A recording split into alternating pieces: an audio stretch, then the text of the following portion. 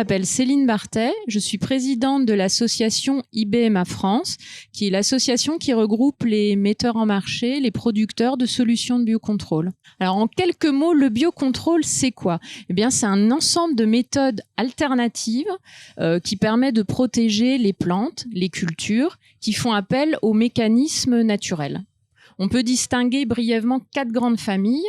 Les macro-organismes, donc c'est tout ce qui est larves de coccinelles, trichogrammes par exemple. Les substances naturelles, qu'elles soient d'origine animale, végétale ou minérale. On va trouver le soufre par exemple dans cette famille, le phosphate ferrique. Ensuite, on va avoir la famille des médiateurs chimiques, donc c'est tous les composés qui permettent aux insectes de communiquer entre eux. Et pour finir, la 4e famille, les micro-organismes qui regroupent les virus, les bactéries, etc., etc. L'association IBMA France est présente ici, mais aussi et surtout, et c'est une première, nous avons ici dans cette allée le village du biocontrôle qui regroupe 16 de nos adhérents. Alors pourquoi on est là? Eh bien parce que les solutions de biocontrôle, comme je vous le disais, sont des solutions alternatives qui répondent aux attentes des producteurs en AB, mais pas que. On a aussi beaucoup de producteurs plus largement en recherche de solutions innovantes qui adoptent de plus en plus ces solutions. On leur dit de pas hésiter à essayer ces produits. Et surtout, on essaie de faire beaucoup de pédagogie, puisque les produits de biocontrôle, c'est pas des produits conventionnels, vous l'aurez compris.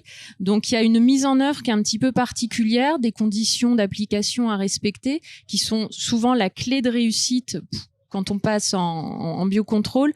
Et donc, pour éviter tout effet déceptif, eh bien, faut expliquer, revenir. Alors, par exemple, je vous parlais des macro-organismes, alors de manière un petit peu synthétique. Faut comprendre qu'on va venir introduire sur les parcelles des larves de coccinelles, par exemple, des trichogrammes qui vont venir prédater l'insecte nuisible et donc abaisser les seuils de nuisibilité de ces insectes dans la parcelle. On parlait de médiateurs chimiques, on peut parler de confusion sexuelle. C'est une méthode de biocontrôle qui est largement déployée depuis longtemps. Par exemple, dans les vergers de pommiers, naturellement, les insectes, alors ce sont des carpocaps, les insectes s'accouplent, se retrouvent dans le verger, s'accouplent et pondent dans les pommes. Et c'est le fameux ver de la pomme que vous n'avez pas du tout envie de retrouver quand vous coupez votre pomme en 2. Eh bien, grâce à cette méthode de confusion sexuelle, on accroche dans le verger des diffuseurs qui imitent l'odeur, entre guillemets, que la femelle émet pour attirer le mâle. Et comme l'odeur est partout dans le verger, le mâle est perdu. Il n'arrive pas à retrouver sa femelle.